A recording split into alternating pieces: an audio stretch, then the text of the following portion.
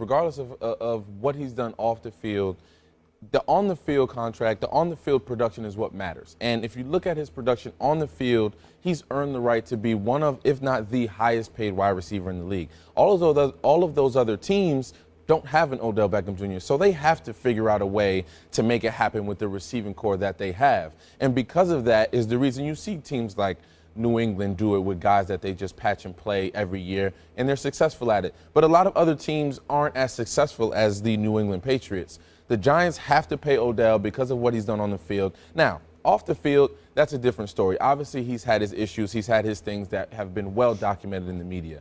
I think that he understands those things and he wants to change. Him coming into training camp early and producing and being a focal point of that team in the locker room, those are the things that stand out to me. He understands where he is as a player and where he is as a person, and he's looking to change that, and this contract will be the beginning of that. Couple of things. First, Victor, it doesn't matter if a guy earns it. If it's not in the team's best interest to give him the money, they ain't going to give him the money. And as a fan of the team, you don't want him to give him the money because you think you can spend it better elsewhere. But, Will, you can't spend it better elsewhere. Odell is the guy. He's the most talented wideout who ever lived. He has a chance to be the best wideout who ever lived.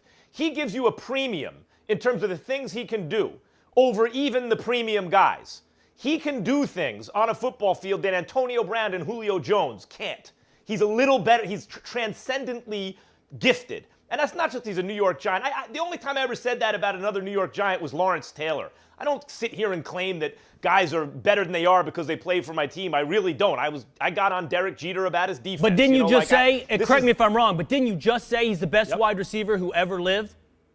No, I said he has a chance to be the best wide receiver. Talented. With all apologies. By the way, in his hold on. In his first 16 games, he was number 1 all-time receptions, number 1 all-time receiving yards, number 4 all-time touchdown catches in his first 16 games. He is better at a younger age than almost anyone who ever lived. And if he would have caught those passes in the playoffs, which he didn't, I'd be sitting here saying he's already the best receiver in the game. Now, let's get to his character. Let's get to his character. He's a passionate guy. He wears his heart on his sleeve. That sometimes rubs people the wrong way, and it sometimes gets him into a little bit of trouble. Nothing serious, but a little bit of trouble. And I think he recognizes that, and maybe, that's the prima donna position. Maybe people are just going to have to put up with it, and he needs to tweak that behavior. I think I agree with Victor that he seems to want to. But beyond all that, Will, they drafted Saquon Barkley. When they did that, the New York Football Giants, what they're saying is, we think we got a 2-year window here with Eli. We think we get another one. If that's the case, you got to get your all-world receiver on the field week 1. Because the point of drafting Saquon Barkley is there is no one else with the talent of Odell, and there's no one else with the talent, pure talent of Saquon. We're going to put them both on the field at the same time. That's fine. I mean, I'm going to tell you something. If the Giants continue to sell out their long-term future for short-term windows, the rest of the division and the rest of the conference are going to laugh their way into the future. If you continue to look at your 1- and 2-year window and compromise your, for example, salary cap for 5 years, we're all going to be set up. When I say we, I'm talking about Cowboys fans, Eagles fans. I'm not going to worry about Redskins fans. You keep thinking about 1 to 2 years. As for what you had to say, Victor, let me say this. I think it's awesome the way he's handled this offseason. I love that he showed up, that he's practiced. I think he's redefined how to get your money, that you don't have to hold out. Maybe the Khalil Mack way isn't the way. Maybe what Odell is doing is the way to get paid. And I never want to be in a position, to be quite honestly, counting another man's money. What I'm telling you is not whether he's earned it, and Max made this point. Earning it's one thing. If I'm a GM, I'm not giving it to him. Find another GM that feels like they want to give it to him because he's earned it. I worry about that off-field stuff. You can't just brush your hand away at that because that dictates whether or not he is on the field. All that wonderful field production that you both talk about is dependent upon him being on the field. And as long as we're talking about on-field production, please, with the chance to be the greatest of all time. Everybody has it.